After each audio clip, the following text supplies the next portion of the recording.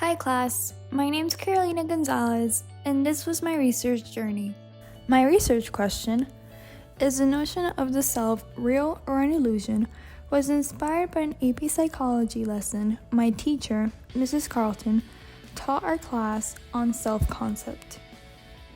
I started my research journey by looking deeply into what the concept of self truly means, and according to psychology.iresearch.org, the notion of the self refers to a person's experience as a single, unitary, autonomous being that is separate from others, experienced with continuity through time and place.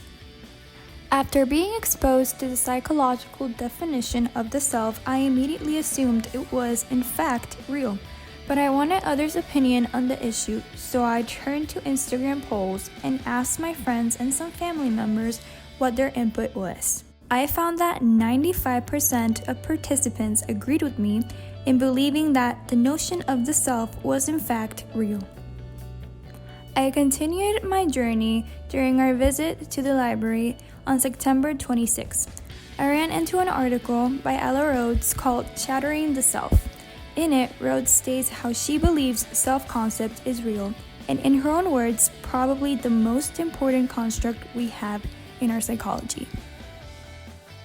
She goes on to say that we learn and get used to our respective self during our earliest years of development, and that by finding answers to this mystery, we would not only understand ourselves more, but understand individuals with dissociative disorders and depression, whose sense of self has been affected by these conditions. Steve Taylor, a psychology professor, agrees with Ella Rhodes' stand on the issue, but builds his evidence by focusing on other areas. He mentions spiritual awakening and how it is believed to be the realization that there is no self, but argues against this idea by encouraging leaders to see spiritual awakening not as a dissolution of self, but as an expansion of self. He also claims that individuals who choose to believe the self is not real are just afraid that they're to blame for negative factors in their reality, and that this belief allows them to feel as though they never had control on the situation to begin with. Later during my journey, I came across a philosophy crash course about personal identity. This turned out to be different from the rest of my sources since Hank does not focus on whether the self is real or not, but on how credible the theories talking about it are. He mentions the body theory, the belief that personal identity persists over time because you remain in the same body, and John Locke's memory theory, which states that personal identities persist over time because you retain memories of yourself at different points throughout your life. He ends up refuting both of these by stating that the body is constantly regenerating, and that if one believes in the memory theory, they're accepting the fact that an individual with memory loss is technically a different person. On the other hand, there's people who support the theory that the self does not exist. One of these is philosopher Julian Baggini, who in his TED Talk, Is There a Real You?, argues that there isn't a self, but instead a collection of desires, beliefs, and experiences that make up who we really are.